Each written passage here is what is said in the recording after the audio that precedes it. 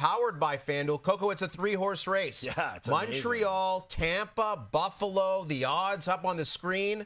Who do you like and why? Well, a part of me loves the Montreal Canadiens because of how well they're playing as of late and because of the goaltending that they've been getting. And I think Thursday night is going to be the deciding factor. It's the big home game against the Tampa Bay Lightning at the Bell Center. It's going to be electric. And I think you're getting incredible value at plus 430 with only 4 games left. But you look at their schedule. Tampa, Columbus, Islanders, Philly, all tough matchups because all teams are playing for a playoff spot. The Montreal Canadiens just made a massive announcement, and it instantly changed how the entire Atlantic Division race is being viewed. The numbers are tight. The pressure is rising fast. A situation that looked almost out of reach is now being tracked again. Wins are stacking, points are shifting, and suddenly, a new target is in play, but the full picture is only starting to unfold. The Montreal Canadiens are no longer being discussed only as a playoff hopeful. Their recent push has shifted attention towards something much bigger. The team has made it clear through its performance and internal focus that it is still tracking the Atlantic Division lead. This shift has changed how analysts and fans are looking at their remaining games, and the pressure has increased with every result. The Atlantic Division remains one of the most competitive in the league. Teams like the Boston Bruins and the Toronto Maple Leafs have already crossed the 100 point mark. That level has set the standard for first place. Historically, division winners in this group finish between 105 and 110 points. That number is not theoretical. It is based on actual standings patterns from recent seasons and defines the exact target Montreal must reach. At this stage, Montreal is still behind that mark. Reports and standings data show the Canadiens sitting in a lower point range, meaning they must close a gap of around 15 to 20 points in a very short time. In NHL scoring, each win gives 2 points. That means Montreal needs roughly 8 to 10 wins in their final stretch. This is not a normal run. This is a near-perfect finish requirement, and the margin for error is extremely small. Even one loss in regulation can remove 2 possible points. That loss also reduces the total number of games left to recover. If a game goes to overtime and ends in a loss, only 1 point is gained. That small difference becomes critical when chasing teams already ahead. The math is simple but strict. Every game directly changes the outcome, and there is no room for slow performance. Players like Nick Suzuki and Cole Caulfield have been central during this stretch. Suzuki has taken on heavy minutes in key situations, including power plays and late game scenarios. Caulfield has added goals at important moments, especially in close games where one score can decide the result. These contributions are not just highlights, they directly impact the standings. In simple terms, that translates to at least 9 or 10 wins in the final stretch. There are limited games left, and that pace leaves almost no room for mistakes. This is where the pressure becomes visible on the ice. Every period matters. Every shift counts. A single defensive mistake or missed scoring chance can change the result of a game. When the margin is this small, even one bad performance can impact the entire chase. The standings do not adjust slowly at this stage. They react immediately after each game, and that keeps the race unstable. The role of leadership continues to expand. Nick Suzuki has been deployed in high-pressure moments, including late-game face-offs and power play situations. His ice time reflects trust from the coaching staff. At the same time, Cole Caulfield has remained a key scoring option. His ability to convert chances into goals directly affects whether the team secures 2 points or leaves with none. Other teams in the division are not slowing down. The Boston Bruins continue to maintain a strong record, limiting opportunities for teams behind them. The Toronto Maple Leafs are also adding points consistently. This means Montreal must not only win, but also track results from these teams every night. If those teams earn even 1 point from an overtime loss, it still increases their total, and that keeps the gap difficult to close. Reports around the league continue to highlight this late season pressure. One summary from recent coverage stated, "Every point matters at this stage of the season." That line reflects the exact situation Montreal is facing. The standings are no longer flexible. Each point gained or lost directly shapes the final outcome, and there are no extended opportunities to recover from setbacks. The schedule ahead includes both strong and lower-ranked opponents. Games against lower-ranked teams are expected wins. Dropping points in those matchups would immediately reduce Montreal's chances. On the other side, games against top teams offer a chance to close the gap faster. Winning those matchups removes points from direct rivals, but losing them allows competitors to extend their lead. The difference between reaching the playoffs and winning the division remains clear. A playoff spot may require fewer points, making it more achievable. However, the division title requires crossing that 105 to 110 point threshold. That higher number continues to define the challenge. Montreal's current path demands sustained winning combined with favorable results from other teams, and the window to achieve that is rapidly closing. We're back with Marty, and Marty, it's likely the Oilers will play Vegas, Anaheim, or Utah, who they're actually playing tonight, in the opening round of the playoffs. So which team do you think the Oilers should fear the most, and which should they hope to face? Well, I think they should fear the most the Vegas Golden Knights. Look, Connor McDavid just sent a message that is shaking the entire NHL, and it's aimed straight at the Golden Knights. As the playoff race tightens, every move, every shift, and every word is being watched closely. What he did on the ice, what followed after, is now driving a new narrative across the league, and the tension behind it is only getting stronger. Connor McDavid continues to lead the Edmonton Oilers during a critical point in the NHL season. In recent games, he recorded multiple assists and controlled offensive plays for long stretches. His puck movement and speed created repeated scoring chances. These performances came as the Western Conference standings remained tight, with playoff positions still shifting after each game. The Oilers have maintained one of the highest scoring rates in the league. Their offense is built around McDavid and Leon Draisaitl. Both players are heavily involved in power play situations. McDavid's ice time has stayed above 22 minutes per game in recent matchups. This includes extended shifts during key moments, especially in close games where the outcome remains uncertain until late. After one of the recent games, McDavid addressed the pressure of the final stretch. He said, "Games are getting tighter and every mistake matters more." Now, this statement came as teams around Edmonton continued to push for playoff spots. The timing of this comment placed attention on how the Oilers are preparing for high-pressure matchups, especially against structured teams. The Vegas Golden Knights have shown a different approach. Their system focuses on defense and controlled transitions. They allow fewer high-danger scoring chances compared to many teams in the conference. Their defensive structure limits open ice, which directly affects fast players like McDavid. This approach has been consistent in both regular season and playoff games. The last playoff meeting between these teams remains a reference point. In 2023, Vegas eliminated Edmonton in 6 games. During that series, the Golden Knights reduced McDavid's space and forced plays along the boards. This strategy limited his ability to create speed through the neutral zone. That same system is now being discussed again as a possible factor in another matchup. Connor McDavid's recent performance data continues to shape this matchup discussion. He has recorded over 100 career playoff assists in fewer than 100 games. This places him among the fastest players in NHL history to reach that mark. His ability to create plays under pressure remains one of Edmonton's strongest assets, but past games against Vegas show how that impact can be reduced. Vegas uses a defensive system that limits speed through the neutral zone. Their players maintain tight gaps and force controlled entries. This reduces open space, which is where McDavid is most effective. Tracking data from previous matchups showed fewer high-speed rushes when facing Vegas compared to other teams. That pattern continues to be referenced in recent analysis. Edmonton's power play remains one of the most effective in the league. McDavid and Leon Draisaitl lead this unit with consistent puck movement and positioning. They convert at a high percentage during man advantage situations. However, Vegas has maintained a strong penalty kill. Their structure allows them to block passing lanes and clear rebounds quickly. This creates a direct clash between two top units. Physical play is another factor that continues to influence this potential series. Vegas applies pressure along the boards and in defensive zones. Their players engage in frequent puck battles and limit clean possession, Edmonton has shown. Strong offensive control, but under heavy physical pressure, turnovers have occurred. These moments often lead to quick scoring chances for opponents. Late game performance has also been tracked closely. Vegas has shown control in final periods, especially when protecting a lead. Their structure remains consistent and they limit risks. Edmonton has experienced variation in similar situations.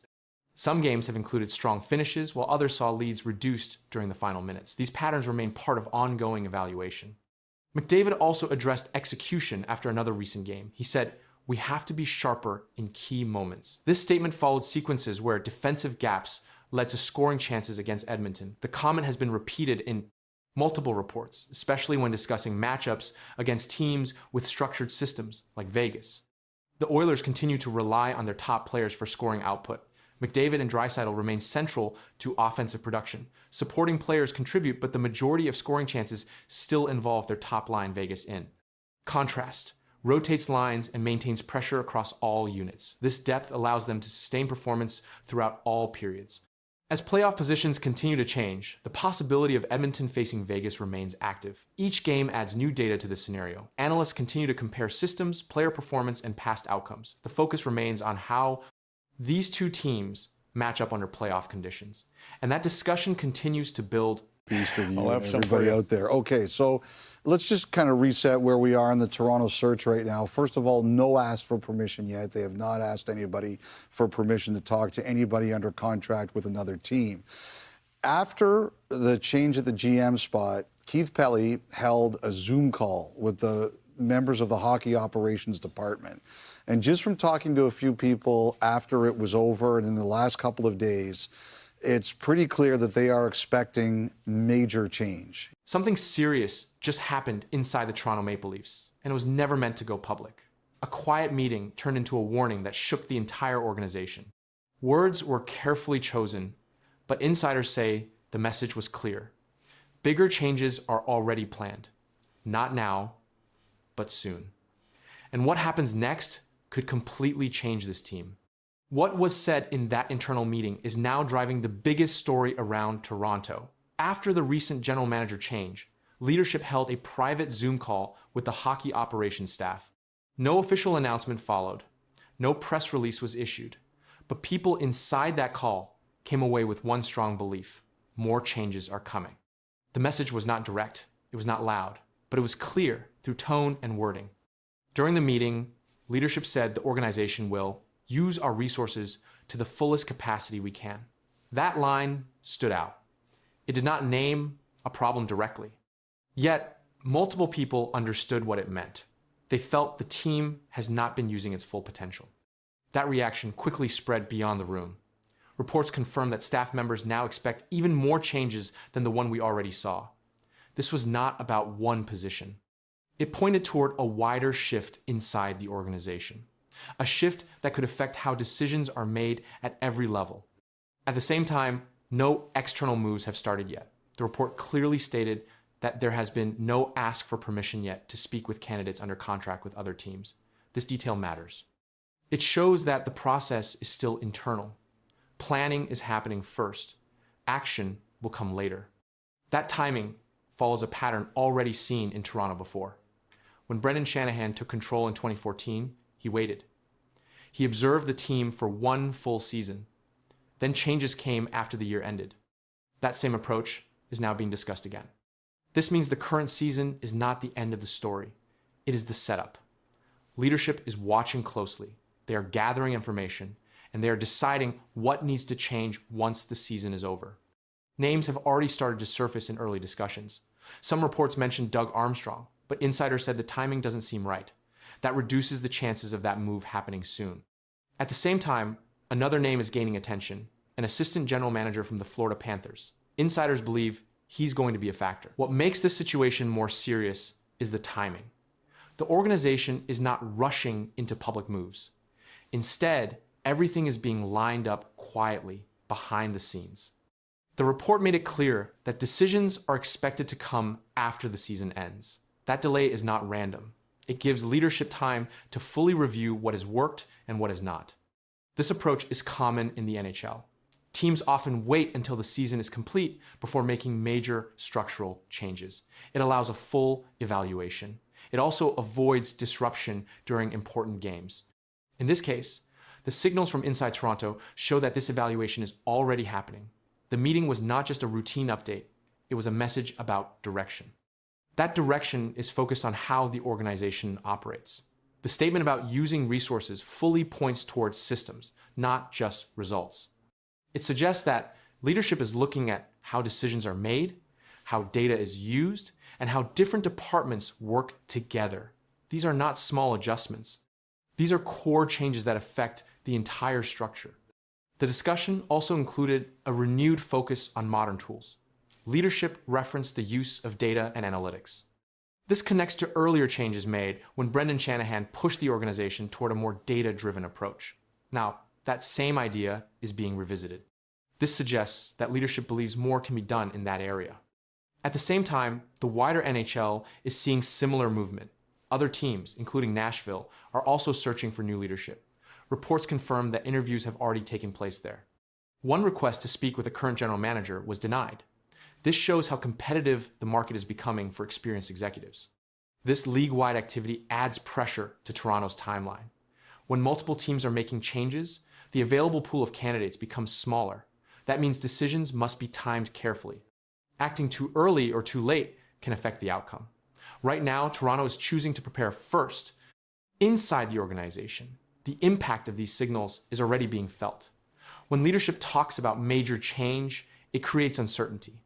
Staff members understand that roles can shift, systems can change, expectations can increase. Even without official announcements, the message has reached every level. The key detail remains unchanged. No formal process has started yet. No candidates have been officially contacted. But the expectation is now public. People inside the organization believe that more changes are coming. That belief is based on what was said in that meeting and how it was said. And as the season moves forward, that belief continues to grow. Because once the season ends, the waiting stops. The planning phase turns into action. And everything that was discussed behind closed doors begins to take shape in real decisions. You're just about to send your team out onto the ice, and you've got to tell them your boss just got fired. Good luck with that. That situation Craig Berube found himself in last night. To talk about it, here's the coach, Bruce Boudreau. Bruce, you went through a similar scenario in the past. What's that like? Well, it's not a lot of fun, I can tell you that, and both for the coach and for the players, because A, you don't want to distract them from the game, but B, you start to think, okay, he was my guy. He was the guy I was hanging on to. If he's gone, what's my situation? Shockwaves hit the Toronto Maple Leafs after a sudden front office move. And within hours, attention shifted straight to the bench. Pressure started building around Craig Berube as reports linked past NHL patterns to what could happen next. Nothing has been confirmed, but the silence from management is raising serious concern, and the situation is still unfolding. The focus around Craig Berube intensified immediately after the management change inside the Toronto Maple Leafs organization. In the NHL, when a general manager leaves or is removed, attention often shifts toward the head coach. This pattern has been observed in multiple teams over recent seasons. The Maple Leafs situation now follows that same structure, and it has placed Berube under direct scrutiny. Recent team performance added to this pressure. The Maple Leafs have recorded mixed results in their last few games.